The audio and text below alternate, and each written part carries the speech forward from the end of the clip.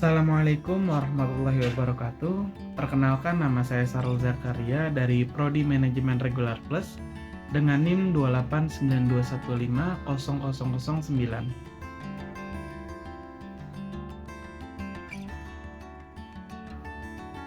Di sini saya akan membahas tentang manajemen logistik. Apa itu manajemen logistik?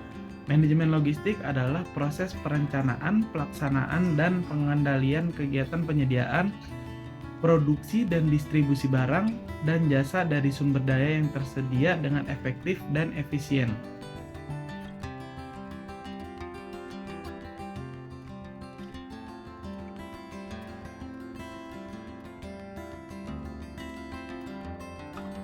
Pengertian lain tentang manajemen logistik: pemasaran berfungsi untuk bertanggung jawab, memonitor permintaan pelanggan sekarang dan yang akan datang, memproyeksikan kebutuhan produk di masa yang akan datang.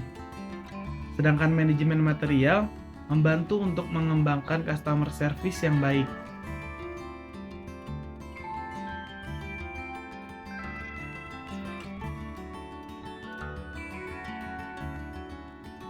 Pemasaran bertanggung jawab menetapkan prioritas pengiriman kepada pelanggan. Dalam banyak kasus, perubahan prioritas terjadi akibat bertambahnya waktu, setup, atau keterlambatan pengiriman. Sebagai contoh, untuk mengatasinya, pihak manajemen material harus mengedukasi dan menginformasikan kepada kelompok tertentu mengenai berapa ongkos, loss capacity, keterlambatan, pemesanan akibat adanya perubahan jadwal yang mendadak.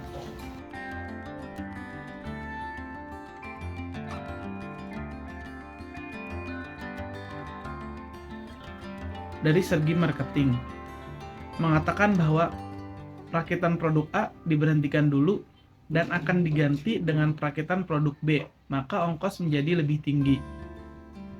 Karena ongkos setup meningkat, karena ini perakitan berubah untuk membuat produk B. Jadi ongkos setup per unit menjadi lebih tinggi.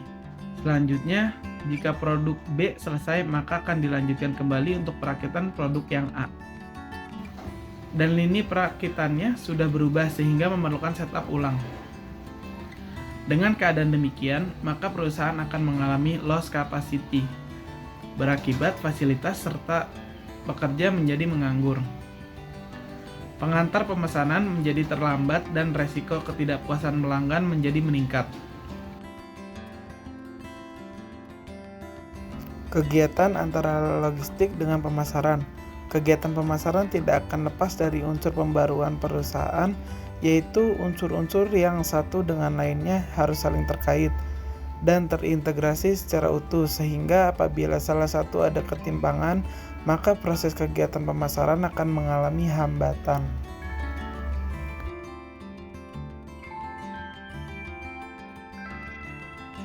Di lain itu, ada strategi pemasaran. Ada 4. Yang pertama, produk.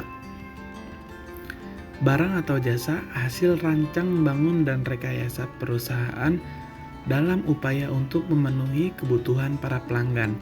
Agar dapat diterima oleh para pelanggan, maka produk tersebut harus memenuhi mutu yang disyaratkan. Price, upaya perusahaan untuk mengenalkan barang dan jasa yang dihasilkan serta untuk mempertahankan posisi pasar perusahaan tersebut. Dengan adanya promosi diharapkan memperoleh tingkat apresiasi yang tinggi dari para pelanggannya sehingga bisa meraih pangsa pasar yang tinggi.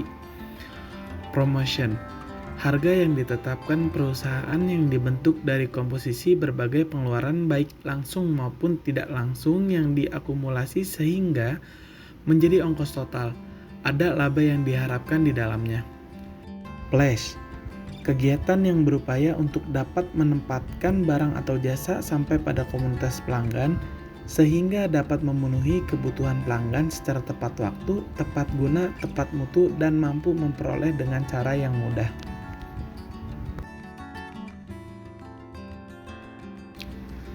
Bauran kegiatan logistik dibentuk oleh 2 aktivitas, yaitu aktivitas kunci dan aktivitas pendukung. Aktivitas kunci meliputi Standarisasi pelayanan kepada pelanggan. Pelanggan adalah pihak yang harus dilayani dengan baik. Untuk itu, perusahaan harus memenuhi standar pelayanan minimum terutama yang menyangkut triple constraint, yaitu QCD, Quality, Cost, dan Delivery. Transportasi adalah faktor yang mendukung terhadap aktivitas pergerakan barang dari pemasok ke pihak perusahaan atau yang disebut inbound. Persediaan aktivitas kunci yang bertugas untuk melayani aktivitas operasional perusahaan, terutama dalam menentukan ukuran pemesanan ekonomis, yaitu berapa jumlah barang atau bahan baku yang harus dipesan dan kapan kegiatan pemesanan itu harus dilakukan. Pemrosesan pemesanan harus dilakukan secepat mungkin.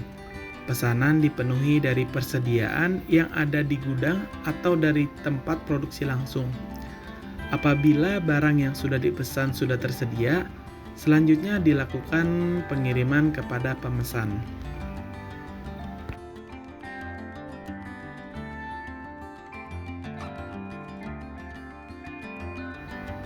Sedangkan aktivitas pendukung meliputi pergudangan, penanganan material, pembelian, pemeliharaan informasi, dan kemasan pelindung. Semua aktivitas pendukung sangat diperlukan karena keandalan pelayanan. Transportasi, persediaan, dan pemrosesan pesanan sangat memerlukan sarana dan prasarana yang memadai.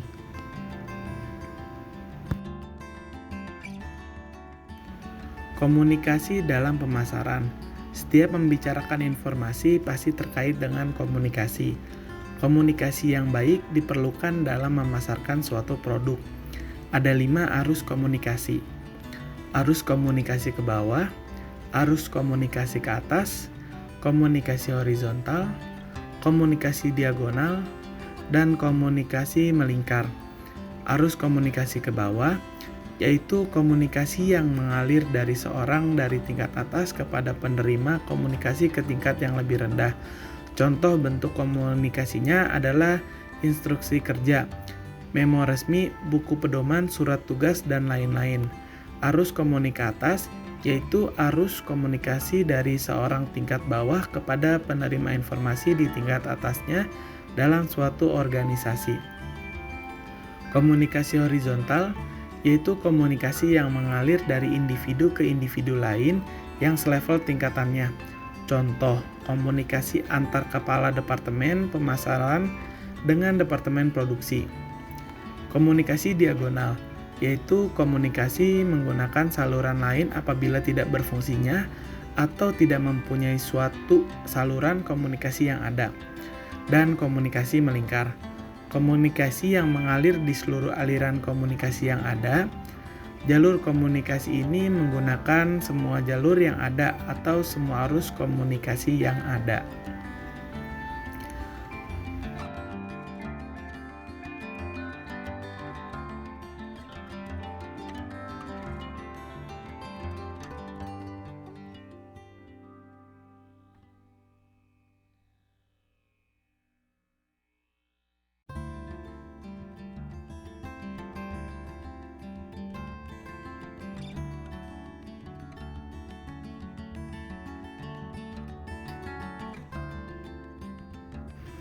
Dalam segi marketing, komunikasi. Dalam berkomunikasi juga kita akan menemui hambatan baik yang datang dari pihak pemberi informasi, pihak penerima informasi, maupun lingkungan yang tidak atau kurang pendukung komunikasi yang bersangkutan.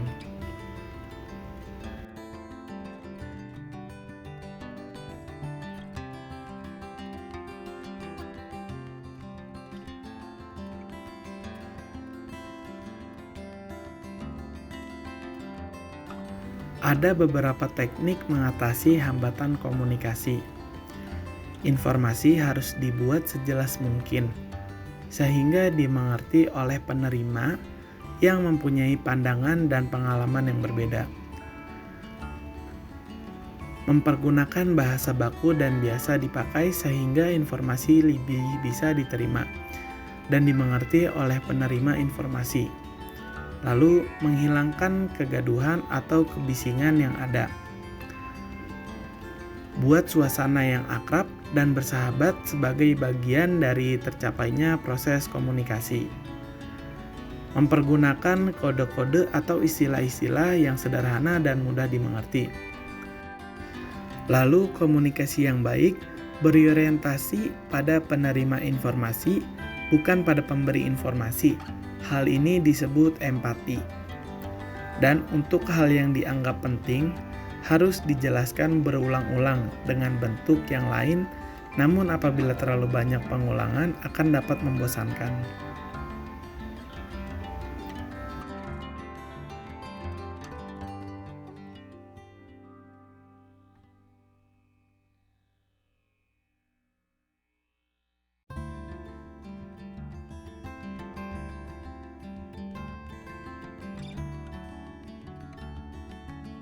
Ketika perusahaan disebut puncak kedewasaan, artinya penjualan sudah mencapai titik puncak ditandai dengan pangsa pasar yang tinggi.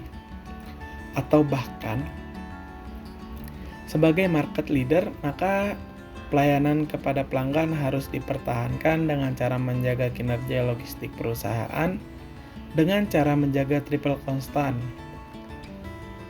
Mutu produksi harus dijaga, bahkan harus ditingkatkan.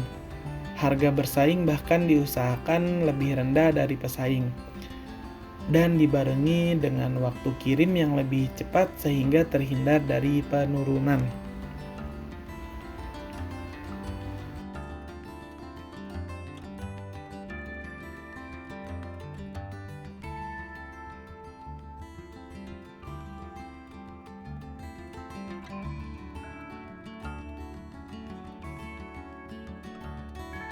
Jadi kesimpulannya, manajemen logistik merupakan ilmu yang mempelajari penerapan prinsip-prinsip manajemen, meliputi perencanaan dan pengadaan, penyimpanan dan distribusi, pengendalian, dan pemusnahan dalam kegiatan logistik yang tujuan utamanya agar pergerakan personil dan barang dalam suatu organisasi dapat berjalan efektif dan efisien. Mungkin itu saja yang dapat saya sampaikan, mudah-mudahan mudah dimengerti dan mudah dipahami untuk diri sendiri dan yang menyaksikan video ini. Terima kasih semuanya, cukup sekian dan terima kasih. Wassalamualaikum warahmatullahi wabarakatuh.